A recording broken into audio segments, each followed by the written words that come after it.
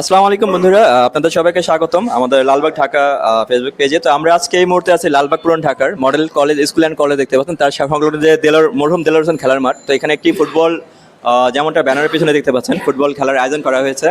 এখানে আমাদের এক স্থানীয় ব্যবসায়ী ভাই আছেন, যে হাবিব গ্লাস হাউস। তো ওই ভাইয়া উনি নিজ উদ্যোগে নিয়ে একটি খেলার আয়োজন করেছেন ফুটবলে, যেটা কিনা আপনার প্রায় অনেক দিন ব্যাপী চলবে খেলাটা। তো সেই সুবাদে আমরা আজকে এসেছি। তো এই মুহূর্তে আপনারা যে স্ক্রিনে যাদেরকে দেখতে পাচ্ছেন তারা সবাই সংযুক্ত আছেন। এখানে খেলোয়াড়রাও আছে, শুরু করে খেলোয়াড় থেকে শুরু করে পরিচালনা কমিটির যারা প্রধান যে আয়োজক আছে আমাদের এই খেলার, মেহেদী হাসান মাসুম ভাই সহকারে আছেন।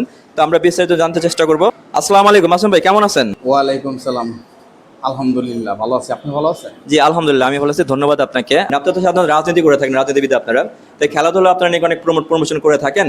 তো আপনাদের উদ্দেশ্যটা কি? খেলার মাধ্যমে আপনারা কি একটা মেসেজ দিতে চান আমাদের, এবং কারা কারা নিযুক্ত আছেন আপনারা? হাবিব গ্লাস হাউসের উদ্যোগে ফুটবল টুর্নামেন্ট 2025, স্থান Lalbagh model school and college সংলগ্ন দেলোয়ার হোসেন খেলার মাঠ, লালবাগ, ঢাকা। আমাদের এখানে উপস্থিত থাকবেন সাবেক যুগ্ম আহ্বায়ক ঢাকা মহানগর দক্ষিণ বিএনপি, সাবেক সফল কাউন্সিলর 24 নং ওয়ার্ড, 7 আসনের মামাটি ও মানুষের নেতা আলহাজ মোশাররফ হোসেন খোকন। বিশেষ অতিথি হিসাবে থাকবেন দেলোয়ার হোসেন খেলার মাঠ পরিচালনা কমিটি ব্যবসায়ী সমাজসেবক রবিন হোসেন। আরও উপস্থিত থাকবেন ঢাকা দক্ষিণ 24 নম্বর ওয়ার্ড বিএনপির সভাপতি ফরিদুদ্দিন রানা।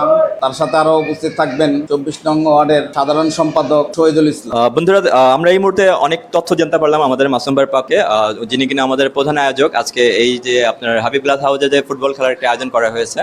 তো আমরা আরো কিছু বিষয় জানতে চাইবো, যেটা কিনা অনেক খুবই গুরুত্বপূর্ণ প্রশ্ন। সেটা হচ্ছে মাসুম ভাই, আপনাদের এখানে দেখি অনেক তো ছেলেপেলেকে খেলতে দেখি সবসময়, দিনে হোক বিকেল হোক সবসময় খেলে, রাত্রিকালীন সময় খেলে, লাইট টাইট জলে দেখি অনেক সময়।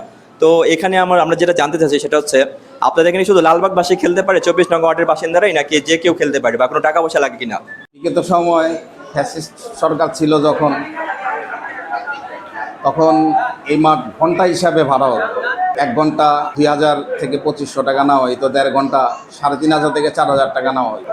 দেশ স্বাধীন হওয়ার 5 তারিখ আগস্টের পর থেকে এই মাঠ এলাকাবাসী সাধারণ জনগণের জন্য উন্মুক্ত করে দিয়েছেন আমাদের মা ও মাটি মানুষের নেতা আলহাজ মোশাররফ হোসেন খোকন সাহেব। 5 তারিখের পর এলাকা আসার পর কিছুদিন যেতে যেতেই দেখতে পেল যে এলাকার যুবক ছেলেরা নেশাগ্রস্ত, অন্যান্য বিভিন্ন খারাপ কাজে, সন্ত্রাসী কাজে লিপ্ত হয়ে গেছে।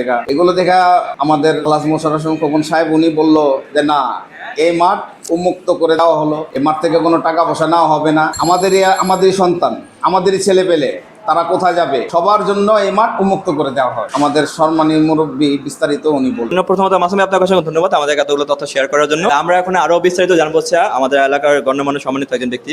আসসালামু আলাইকুম ভাই, কেমন আছেন? যে আমরা একটু বিস্তারিত জানতে চাচ্ছিলাম, এই যে খেলা বা এই আয়োজন বা এই যারা পরিচালনার পেছনে বা সামনে আছেন, এই বিষয়ে আপনাদের একটু জানতে চাচ্ছিলাম। খেলাধুলা হলো প্রত্যেকটি এলাকার মধ্যে খেলাধুলার সুন্দর এবং স্বাভাবিক পরিবেশ থাকে।